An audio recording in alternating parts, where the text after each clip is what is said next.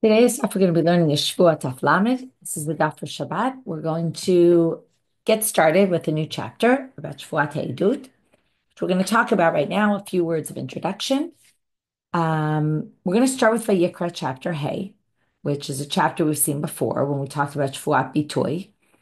Nefesh Kitachta, the beginning of the chapter starts with the person who sins. Shama kol alav hu eid, he hears something and he's a witness to it.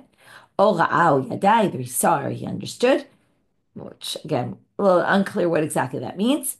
Im lo yagiv and asav, no. If he doesn't say what the testimony is, won't come testify for someone, then he gets punished. What's the punishment? Well, then we go through the list of all the other things, and eventually we get to the korban olev yored, the sliding scale offering. That again, depending on whether you're wealthy, you bring an animal. If you're not less wealthy, you bring two birds. If you're even less wealthy, then you bring a mincha, a meal offering. Now, if we look just for a quick minute at the other two cases, which we discussed, the Tumah HaMikdash, remember accidental Tumah in the Mikdash, whenever you touch something impure, etc. And then you forget that you're impure, you forget there was the temple, you forget that you can't go into the temple when you're impure. Okay, Gadam, right? Then that's all Tumah. Or Nefesh Kichu Shavala Batebes Fatayim Laharau Leitiv, and then forgot that they took an oath and then doesn't keep to the oath. Now, if you notice, there's a big difference between this case and the other two cases, and it's going to also be apparent immediately in the Mishnah, is that, and it might have been apparent to you the first time we read this section, which is that the second two, or second and third, are cases where there was a mistake made. An unwitting, we didn't remember that this was forbidden. And in this case, you know clearly what you're doing, it's intentional, and you also bring the same sin offering. Okay, so just to note, there's a difference. I was going to talk about two different types of Shevuot Ha'edut. Now, until now, you would have assumed you actually take an oath. And in fact, the case is if, let's say, someone's in court and they ask you, can you please testify for me? And you say, I don't know anything, and you take an oath about it, that's the classic Shevuot Ha'edut. But there's another type of Shevuot Ha'edut, which is, and that's where you took an oath on your own. But if the other person says to you, the defendant or the prosecuting side, whatever it is, and said, please testify for me. And then they say, please take an oath that, and I say, I don't know anything. And you say, please take an oath that, you don't really know anything. Like I'm making you take an oath. And I say, listen, I don't know anything. Like I'm not taking an oath, but I don't know anything. That response alone is another type of Shwad do it, even though I didn't actually take an oath. Just by saying that, by saying, like, if they use the language of an oath and I said no, right, I don't know anything, but I didn't say, I'm taking an oath, that also is called an oath of testimony because it's a denial of testimony when the other person used the language of an oath. It's by me basically denying their testimony. We're going to see some differences between these right away in the Mishnah. One is called shvua. Just see the language exactly. Nishba, right, it doesn't say it, but mipi atzmo or mipi achirim. You do it on your own and you say, oh, I'm going to take an oath that I don't know anything, and you lied, versus other people, mipi achirim, other people tried to get you to take an oath. That also comes into this category, which means you're going to be liable of sacrifice, even for not actually taking an oath. So that's a little bit of the background. We'll obviously learn more things about this as we go on. שבועת העדות נוהגת באנשים ולא בנשים, ברחוקים ולא בקרובים, בכשרים ולא בפסולים, ואין הנוהגת אלא בראויים להעיד. Okay, this is pretty clear. If you can't testify, then this obviously doesn't apply to you. So who are the people who can't testify? Right, it's men and not women. Today we're going to see sources for how we know women can't be witnesses in court, which is always a very difficult topic, and one of those that there's not too much room on the other side to really understand it and say, oh, but, it's not really too much, but women really can't be witnesses. There are certain cases where they are, but for the most part, women are not accepted as testimony in court. Rechokim v'lo b'krovim, it can only be people who are not related, not relatives, and people who can obviously testify and not people who can't testify, who are disqualified, like a thief or all the people that we saw in Sanhedrin that can't testify. And then obviously these words, it's only for those who actually can testify. Well, we already kind of gave the categories. What is this ab? We'll get to that in the Gemara. The classic case that the Gemara asked this question. What is this case? What is this line added? B'fnei beitin v'shelo b'fnei beitin mipi atzmo. So now we're going to distinguish between if you took it on your own, meaning you said, I swear I don't know testimony, and you were lying because you did. So if you do it, whether in front of the court or whether not in front of the court, it doesn't matter. You took an oath. You said you denied having testimony, and you really did. Mipi achirim, but if it's other people said, take an oath, and you said no, and I don't know any testimony, but you didn't say a language of oath, of a swear. You're only going to be liable if you deny it in court. Okay? In other words, if they demanded and said, take an oath in the court, then it's actually valid. But if it's outside the court, then no. Okay? Because in order, and I think this goes to like level of severity. If someone catches you on the street and says, don't you know testimony about me? Take an oath about it. And I say, no, we don't take what I said so seriously. But if I did it in the court and I said no, when they use language of an oath, that already can have the status of as if I took an oath and I'd be liable to sacrifice. But if I took an oath on my own, that should make a difference if I'm in the court or not. That's all Rabbi Meir. Chachamim have a different approach. Chachamim אומרים, we make no distinction. בין מפי עצמו, בין מפי אחרים, אינם חייבים עד שיחברו בהם בבית דין. The rabbis see this as someone who only if you do this in court. So whether you actually took the oath or didn't actually take the oath, but they tried to get you to take the oath and you just said no, all that has to transpire in the court for it to be considered this level of seriousness. If it was done on the street, it doesn't count. Okay, so even if you took an oath on the street, I don't know any testimony, we don't take that as seriously. And this is not because, you did lie falsely, but doing it in the court is like an offense to the court. You're saying, I don't take the court seriously, I'm lying in court. There's something always much worse about lying in court than it is outside the court. And therefore, even though you obviously lied and you took an oath and that was serious as it is, but if it wasn't done in the court, we're not going to take that as seriously. Or that's not what the Torah is talking about here.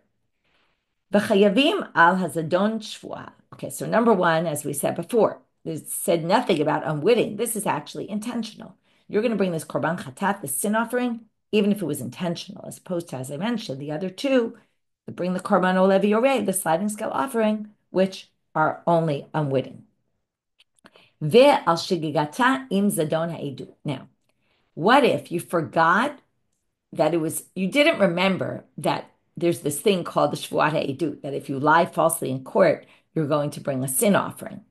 So if you forgot about that, but you had zdon edut, you knew testimony, you just didn't realize it was so bad to swear, then also you're going to have to bring the chatat. So it also includes an unwitting. It just doesn't only talk about shkaga. Ve'einam chayavim al shigigata. But if you completely forgot the testimony and then took an oath in court saying under oath, I swear I don't know any testimony, but you said it because you forgot about the testimony, well, then it's fine. You're totally not obligated to sacrifice. That was a mistake, right? We all have things that we forget, and that's a different kind of forgetting, which is interesting to think about, shkaga, and what you forgot and what you didn't and what we expect of you. But again, it's not even, you just didn't do the sin, because what's the sin? It's withholding information that you have. You didn't have the information because you didn't remember. So you had it, but you really didn't remember you had it. So that already is excluded from this whole law. Umayin chayavim. So what are they liable as dona shvuah? What do you bring? Which we already know this. Korban olevi yored. Okay, so it's a bit of a tricky question because it says, what are we liable for zadona shvuah? It's zadon and shigigav, the shvuah, just not shigigav, the edut, as we distinguish. But the korban, you're liable, right? It's a korban olevi yored, the sliding scale offering. I will add one more point, okay, which is a Shevuot ha'edut, and is another introductory remark.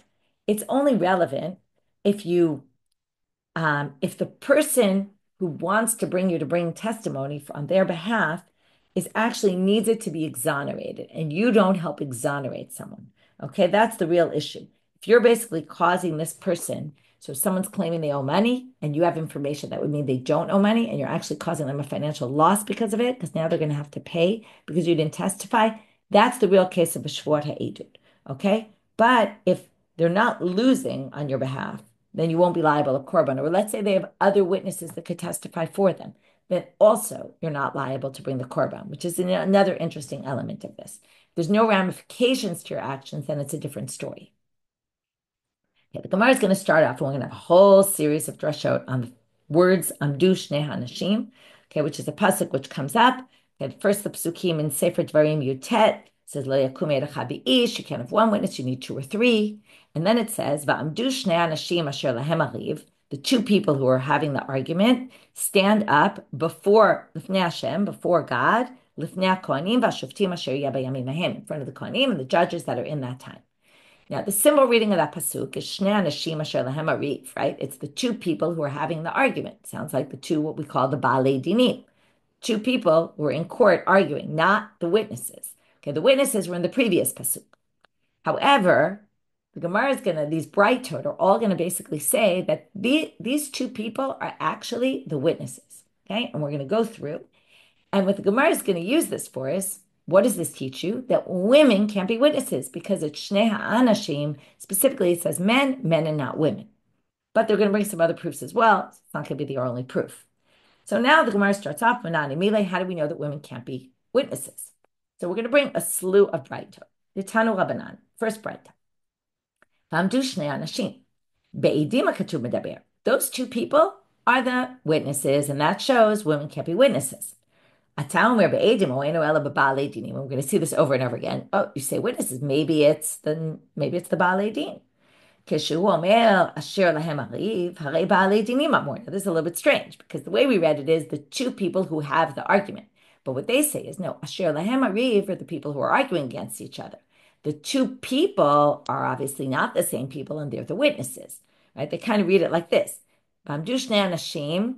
And the people who are having the argument, okay, even though there's no end there, but it's as if they're reading it like that. So, right, if Asher Lahem Ariv is already talking about the people who are arguing with each other, the Baalei Din, then obviously the two Anashim must be Be'edim, like process of elimination. And if that's not convincing enough, and soon they're going to explain why was that not so convincing, and you can already tell me why it wasn't so convincing, because it sounds like that's all one phrase. The two people who are having the argument, that's going to be why. But in any case, they're going to say, that's not good. Or if you want, you can also give another explanation. Now it says the two people. And in the previous pasuk, it talked about the two people who were the witnesses. Right? So we can make Gzera Shava, which the two there in the previous pasuk about the witnesses is obviously the same two here, which is the witnesses.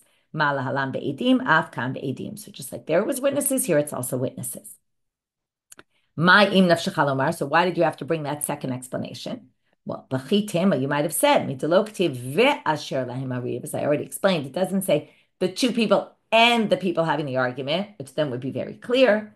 You might have thought the whole pasuk is talking about the two people who are having the argument, which is the way we read the pasuk in the first place. And therefore, they brought the second argument. And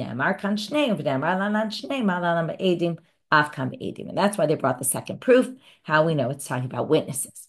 That was braitot number one. Braitot number two.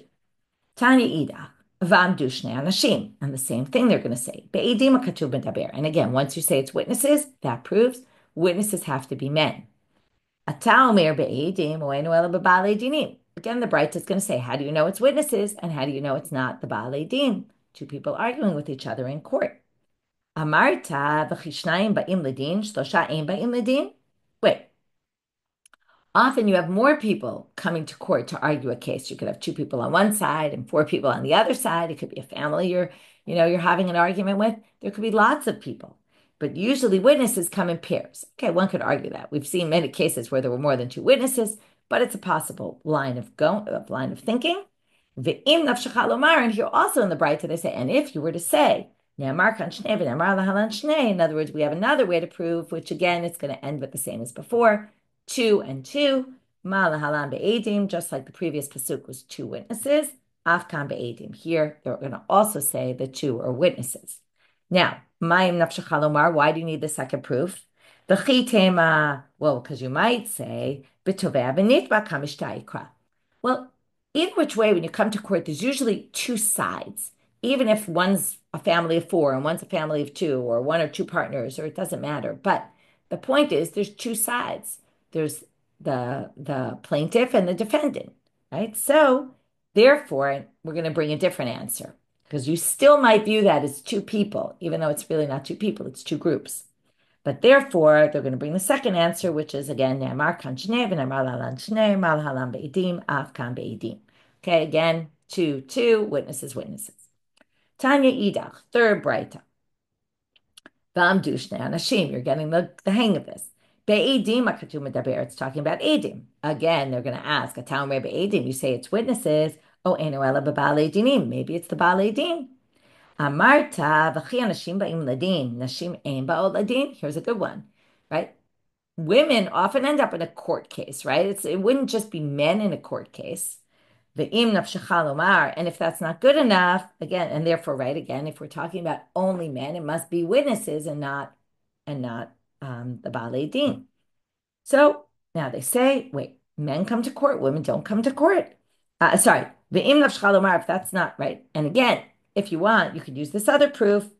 You already know what they're going to say. Ne'amar kan shnei v'ne'amar lahalan shnei ma lahalan be'edim av kan be'edim, just like it says two. And this says two. That was two witnesses. This is also two witnesses. Again, ma'im nafshecha lomar. Why was that not a good proof?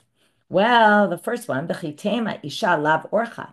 Maybe women don't really come to court so much because mishum kol kfuda b'melech pnima. Right? Women often, right? The better place for the woman to stay is in the house. Okay, if it wasn't bad enough, we're talking about how we won't accept women as edim. Now we're using this pasuk from Tehillim, which is not exactly the context, but it's used often to say that women generally stay in the home and they don't really come out to court to get involved in court cases. Well, and then that would be fine. Amdushna Anashim could be the balei din because it could be all men, right? They're mostly usually men. Again, we have the second answer, and that's why they need the second answer. Okay, that was 3 braitot about how we know, right? I got it right. There's only 3. Sounded like more. I missed. Okay, but yeah, 3 braitot about how we know Shnei Anashim are actually witnesses and not the balei din.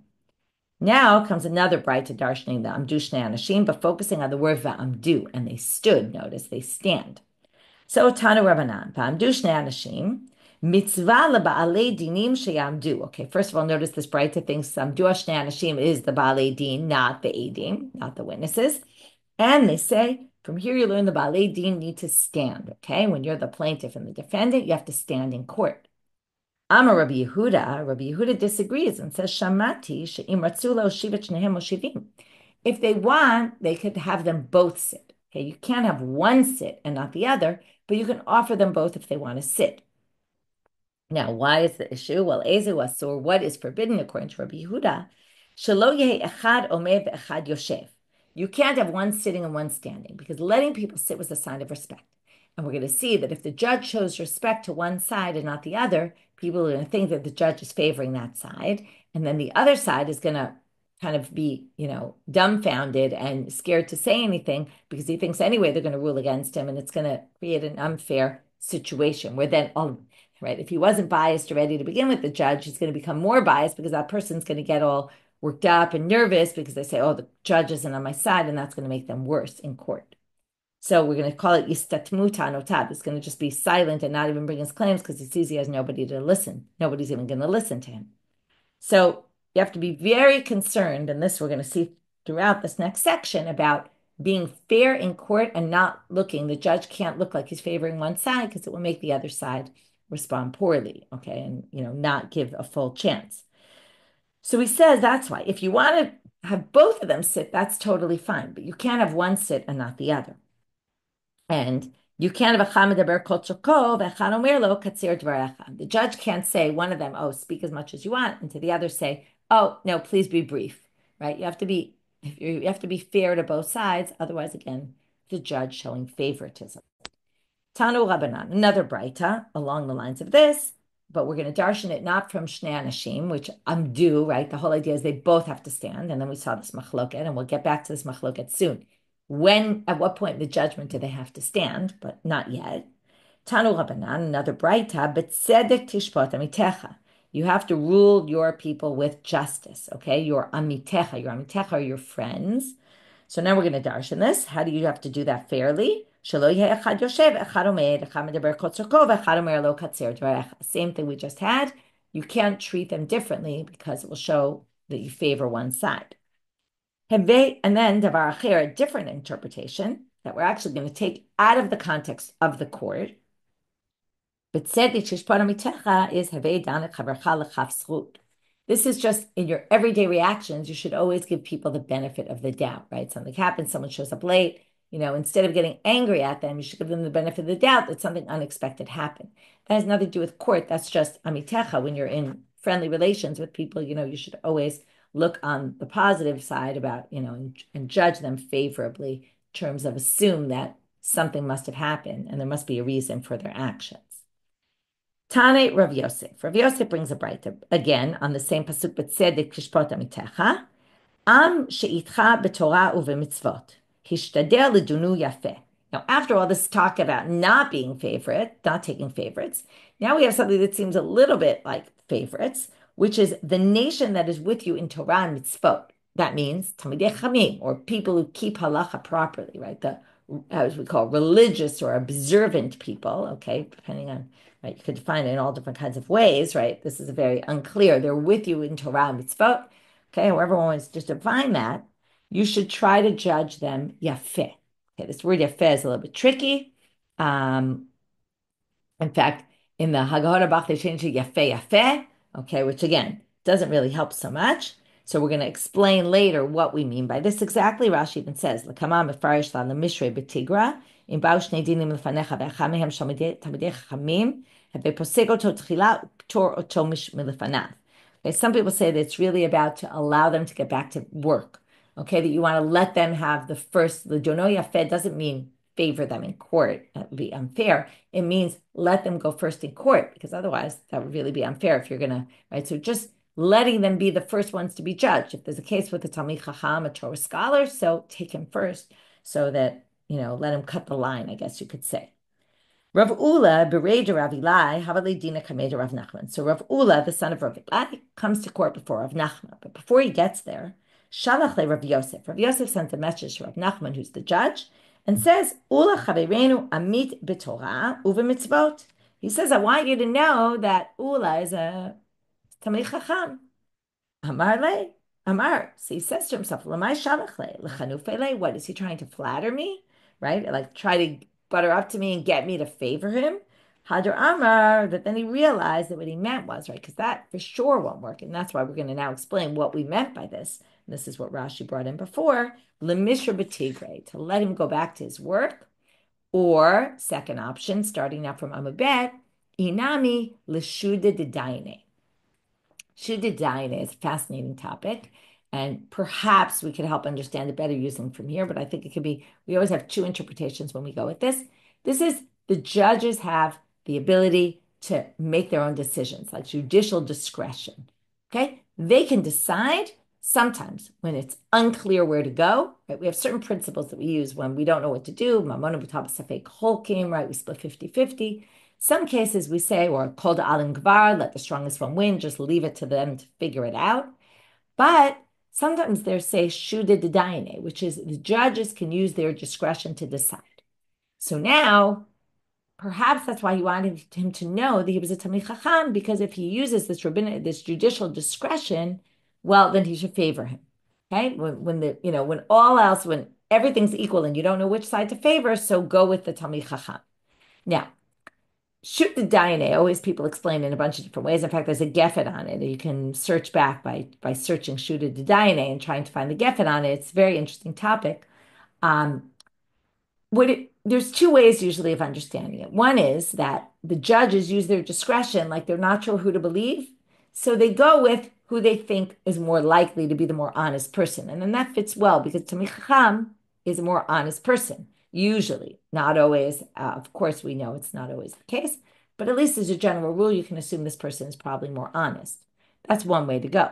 The other is that shudin daine, judicial discretion is arbitrary. They just get to decide. They get to choose instead of kol da'alim gvar, which is also a little arbitrary. Whoever's the strongest one wins. Shudin daine is also kind of arbitrary. And then, if they're anyway being arbitrary about it, they may as well pick one of their own, sort of talmidei chachamim, as opposed to the other. So you can explain it according to both ways of looking at it. Okay, now comes Ula. And now we're going to go back to, this is the same Ula, by the way, we were talking about. Now we're going back to the machloket that we saw before between Rabbi Yehuda and the rabbis, where the rabbis said the Baalei Dinim have to stand, And Rabbi Yehuda said, no, if you can offer them both, but you can't offer one and not the other, but you could offer them both. So Amar Ula machloket bebaalei dinim. This is, by the way, only about baalei dinim. But edim divra kol b'amidah. Of course, the witnesses stand. And how do we know that? Dichtiv v'amdu shnei anashim. Okay, basically what he's saying is the shnei anashim that they're talking about is also witnesses, also the baalei din, and right, the plaintiff and defendant. And obviously, the two people stand when they testify. Nobody disagrees about that. Their whole disagreement is, what do you do with the two baalei din? Amar Rav Huna, machloket b'sha'at masau matan. He says, wait, I even think that the machloket is not all the time. The machloket is during the time that the judges are deliberating. That's when we have this debate, can they sit or stand? Okay, do we allow them the option to sit or do they have to stand? Aval b'sha'at mardin, but when they're giving the verdict, right? It would be totally disrespectful if the judges were sitting and also the baalei din were sitting. There's always this idea that the people standing are showing respect for the people sitting. So for sure, when they're issuing the verdict, of course the baalei dinim, everyone would agree they have to sit and you can't stand, and you can't give them the option to sit. How do we know? Dichtiv, vayashev Moshe lishpot et ha'am, vayamor ha'am. Moshe went to judge the people, and the people stood. Okay. So that's right. Ula says the machloket's about baalei dinim, but edim obviously have to stand. And then comes Rav Huna and says, by the way, about the baalei din, it's only during the masau matan, but the deliberations. But after that, in the Gemara din, in the verdict, of course, the baalei dinim have to stand. Lishna achrina, but here's a different version of this. Machloket b'shat masau matan. The machloket is actually during the deliberations. Ava b'shat Gemara din, divrei kol dayanim b'yeshiva v'baalei dinim b'amidah. Okay, so now, machloket b'shat masau matan. Second. Right, this is the same thing. It's just they add one more thing. They say the witnesses are like Gemar din. In other words, this whole thing is saying, obviously talking about the baalei din, but we learn it from the witnesses because we're going to make an analogy. The witnesses during their testimony is basically like Gemar din because that's the end, right? The verdict of the witnesses. And therefore, since they have to stand when they're giving their testimony, obviously the baalei din have to stand when they're getting the verdict. Uchtiv behu, right? And how do we know this? Because by edim it says uchtiv behu v'amdu shnei hanashim. Because it says amdu shnei hanashim, obviously the witnesses have to stand. From there we can derive that the baalei dinim, everyone agrees they have to stand during the issuing of the verdict because it's like they're witnesses at that moment, or they're similar to the witnesses during their testimony. Now we're going to have a story where it got a little complicated because sometimes the person who comes into court as the plaintiff or the defendant is actually a person needing respect. And then the judge needs to stand up for that person. And then it becomes tricky because, again, if the judge stands up for that person, what will happen? Well, then the other side is going to, again, get silent and not want to talk and realize that the judge is going to obviously favor the other side. So such a story happened with Debitu de Rav Huna, the wife of Rav Huna Havale Dina Kamei de Rav Nachman. Now here it's very interesting. Started off our daf with women can't testify and all this, but we're going to see that women were afforded respect, especially women who were married to Talmidei Chachamim. So the wife of Rav Huna walks into court of Rav Nachman. Amar Hechini Avi. They said, what am I supposed to do? If I get up, now here we see it in the Gemara, what I was saying before. Mistatman ta'ante de baldina, right? The other side is going to just be silent and not give their claims because they're going to say, oh, he obviously favors Rav Huna's wife. Lo ikum mikame, if I don't get up before her, eshet chaver, harei kechaver, the wife of a chaver, of a talmid chacham, is like a talmid chacham herself. And therefore, of course, I have to respect her. So I'm stuck. I can't not get up for her, but I also can't get up for her. So he comes up with a very creative solution. Amalei l'shami, says to his shamash, his helper, Seva afrach alai bar avza. Go bring in a duck. V'shade ilavai, and bring it in here and have it fly. Ve'ekum, and then I'll get up to, swat the duck or just like in shock of the duck, and it'll make me stand up. And in that way, I'll have been yotze. I'll have fulfilled my getting up, but it won't make the other side look and say, oh, look, he stood up for that woman and now I'm stuck. Okay? So it actually raises a good question. What's the purpose of standing up? You would think the purpose of standing up is everyone knows he's showing her respect. And here, not at all. So first of all, It could be that it is for her, and she knows, she understood his position and understood why he had to do it in this way, which is possible. But the other side maybe didn't realize, and we could fool the other side into believing. And people like to believe what they want to believe. So she'll believe he wanted to respect me. The other side will believe, oh no, it's just because a bird came into the room. And that's one way to look at it. Or it's just at least he fulfilled technically the halacha of getting up, even though it didn't really have much meaning because nobody really realized he was doing it out of respect for her. So it's a good way in terms of learning how important it is to respect people. Is it for your own sake to fulfill the mitzvah? Or is it really or I should say, is it the action you're doing, or is it the result of your action of what it causes? That it causes people to realize that this person is being respected, which didn't really happen in this case. But now they say, wait a minute. But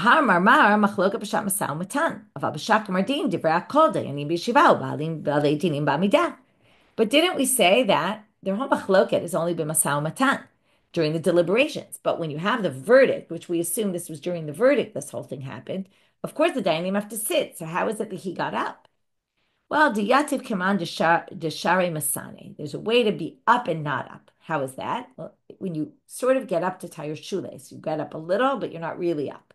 That's what he did. He moved into that position, which was semi-up, semi-down. Va'amar, and then while he was in that position, he said, Ish ploni ata zachakai, ish ploni ata chaya. And then he said, oh, you're innocent, you're guilty.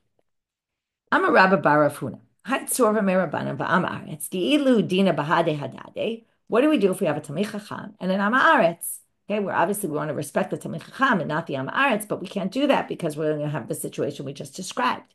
So Mudvina letzora merabanan, you have the tzora merabanan sit. Ula amaretz nami amrinan leitiv. We can't keep the talmid chacham standing, but we also can't only not keep him standing. So what do we say? You sit and the other person sits as well. V'i kai leit lamban. If the amaretz decides to stay standing, that's his prerogative. Rav bar Shrevya haveledina kamed Rav Papa. So here we had a rabbi who came to judgment before Rav Papa. Otve va'otiv nami leba'ale dine. So Rav Papa had him sit, and also the person against him sit. Ata shlicha debeidina, but because he was an amaretz, the shliach of the court came, the court messenger. Batashbe kicked the amaretz for sitting. Ve'okme la'amaretz, and made him stand up. Ve'lo amale Rav Papa tiv, and then Rav Papa didn't say sit down. Okay, because Rav Papa did his thing. The fact that the shliach beitin, that wasn't his problem. He already showed that he wasn't showing favorites because he told the amaretz to sit as well. The fact that the shliach beitin kicked him around and made him stand up. Okay, well, Rav Papa already did what he was supposed to do. It was fine. But wait, how could he have done that? Maybe it would cause the person to be silenced. So Amar Papa, Memar Amar, as I said before, that the person could say to himself, Iu ha'otvan shlichu de lo mafayis minai. Say, look, Rav Papa himself wanted me to sit. It's just the messenger of the court didn't like me, but it doesn't mean Rav Papa, and Rav Papa's the one judging me. Okay, you see how careful you have to be about these things, about, causing people to think that you're, even if you're not picking favorites. But Amar Rabbi Rav Huna. Okay, Rabbi Rav Huna also said, Haitzor v'merabana v'amaretz, di leidina b'hadei adade. If you have a talmid chacham and amaretz with a judgment together, right, they're in court, b'alei din, lo liktim tzor v'merabanan v'leitiv. Don't let the tzor v'merabanan sit. Mishum demechse command sado leidina. It looks like you want the judgment to go his way.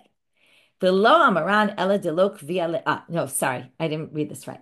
Lo liktim tzor v'merabanan v'leitiv. The tzor v'merabanan. Okay, here if we have a talmid chacham. And usually, like we're now going to say, he can't go meet. You can't, this is classic, by the way. If you're going to face a judge in court, you can't go and have like a lunch with them, right? That for sure would make people think that you're trying to get in early, get him to hear your side first. That's what we're really saying here. Lo liktim tzorva merabanan v'leitiv. Don't let the tzorva merabanan go meet with him first, because it looks like he's trying to arrange his judgment and tell him his side of the story first. Right? If you hear one side of the story first, you're going to be biased in that way, especially if it's out of court. V'lo amaran, obviously one side has to give their story first, but that, okay, fine, we choose that in court, but you can't just go before and have them already hear your whole side. But that's only lo amaran ela delok via leidane. That's if they don't regularly meet this talmid chacham with the rabbi of the court. Aval kavale idana, like let's say they always get together for chavruta once a week. Late lambad, well, then it's fine because Memar Amar bi'idane tarid. You can assume that they were talking about whatever they normally talk about that week and that it wasn't that one was going to give his case before. And also, it seems like the concern is really for the other side. The other side is going to say, oh, we already heard the other side of the story. There's no way he's going to take my side. And it's again going to cause that problem that the person will just be silenced and won't really bring their claims properly. Now, here's a different issue. We started our thing about someone who doesn't give testimony when they should. And then they take an oath, I don't know anything. But now we're going to learn that there's some people who might know testimony for someone and they actually don't need to testify. Why is that? If you're a talmid chacham and you know testimony, v'zila be milta, and it's humiliating for you or beneath your dignity, I would say. It's never really humiliating, but it's beneath your dignity. Lemeza lebe Diana, for you to go to court, dezuter mine la sude kame, because it's a little embarrassing for you to be testifying in some, small claims court about some argument between the landlord and the tenant or something like that. Lo leso, so you don't have to go. Fascinating, right? Someone can know testimony and they actually are exempt. Amar Shisha Braitot Rav Yidi, Af Ananami Tanina. We see the exact same thing in laws of returning lost items. Masas sak o kupa ve'ein darko lito. You find a bag or a box, and it's beneath your dignity to start picking that up and schlepping it home. Hareza lo yito, you don't have to take it. Hanimile, but now they say, by the way, this is only if the case between them was mamona, was a monetary thing, and you're just causing a monetary loss. Avalisura, but if this has to do with Isser, okay, which Rashi is going to bring a good example in a minute. Ein chokhmah ve'ein tfuna ve'ein etzan leneged Hashem. Okay, based on that pasuk, what do we learn? There is no wisdom, there is no intelligence, and there's no advice before God. In the face of God, nothing stands in the way of that. Which teaches you, kol makom she'ein bo chilul Hashem, sheyesh bo chilul Hashem. If there's going to be a chilul Hashem, then ein chokim kavod larav. Then we don't give more respect to a rabbi than to anybody else, and you would have to testify. So Rashi brings a very good case, which you'll all obviously agree about, which is kigon isha haba lifnei chacham atira linaseh, like a woman going before a rabbi to permit her to get married because her husband died. V'tamid ze yodea sheba'ala chai, and this person comes and knows, right? In this case, it's actually the opposite. It's not to let her get married. She wants to get married. The example Rashi brings is that this guy knows that the husband's alive. So, en chokhmah chashuv leneged Hashem, right? This is going to create a big chilul Hashem because it turns out the woman's married. They're going to rule that she's not married. She's going to go marry someone else based on a false testimony. And then he has to come forward with the testimony that he knows that the husband's really alive and rectify the situation because that's more important. Rav Yemer, Havayadale Sadute. So we have this rabbi, Rav Yemer, he knows testimony, Lemar Zutra, for Marzutra.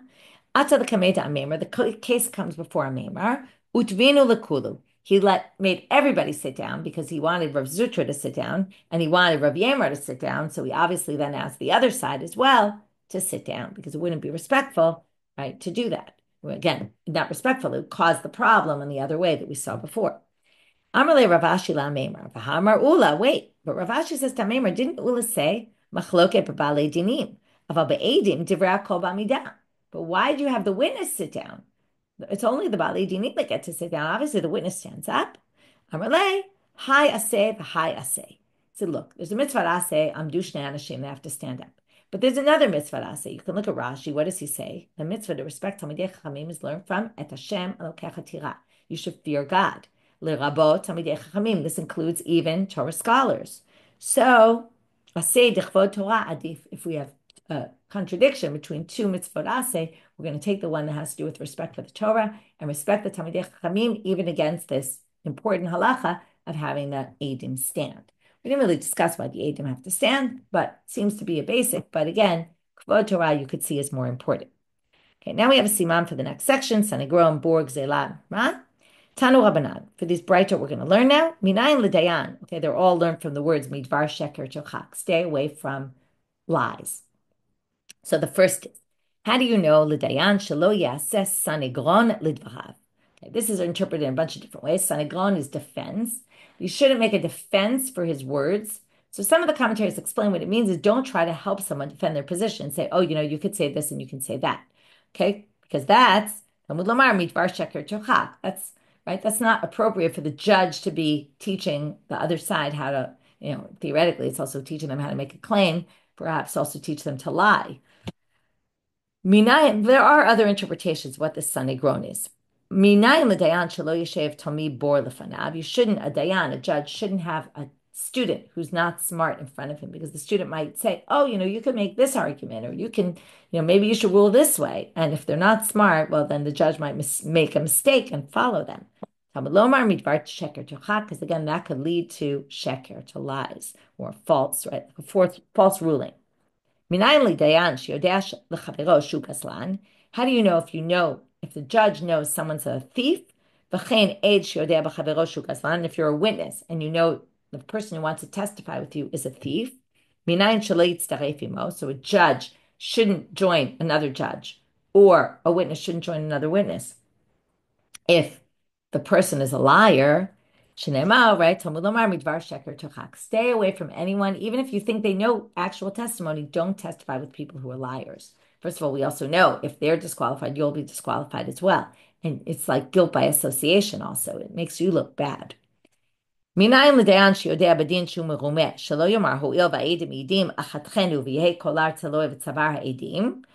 just finish this up. How do we know that if the judgment is going to be wrong because the witnesses lied, but you don't have a way to prove the witnesses lied, but you can't finish the judgment and say, I'm going to rule based on these witnesses, and say, well, it'll be the witnesses' fault because they're the ones who lied and it'll be on their heads. No, Talmud lomar midvar sheker tochak. If you have an inkling and you think that their testimony is not valid, then don't accept it and don't rule based on that. Okay, so from here we had a very interesting daf, because we started with the Shevuot Eidut and we talked about, first of all, who does it apply to? It doesn't apply to women. From there we got off on all the different sources for how do we know women can't be witnesses, which is really all learned from Shnei Ha'idim, but Shnei Anashim, which we proved is talking about witnesses. And then if you weren't convinced by that, we had the Gzera Shava Shnei from the Shnei witnesses, the two witnesses and the two people there. And that proved it was obviously talking about witnesses. And again, once it's talking about witnesses, we say, the Anashim are obviously men and not witnesses, or men and not women.